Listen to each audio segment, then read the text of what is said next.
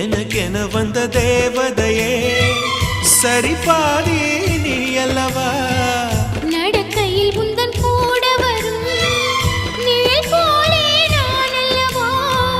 கண்ணன் கொண்ட ராதையன ராமன் கொண்ட சீதையன மடி சேர்ந்த பூரதமே மனதில் வீசும் மாருதமே நன்றி சொல்ல உனக்கு வார்த்தை இல்லை எனக்கு நான் தான் மயங்குறேன் என்னுடைய மனச தந்து விட்ட பிறகும் ஏமா கலங்குற நெடுங்காலா நான் புரிஞ்ச தவத்தாலே நீ கிடைச்ச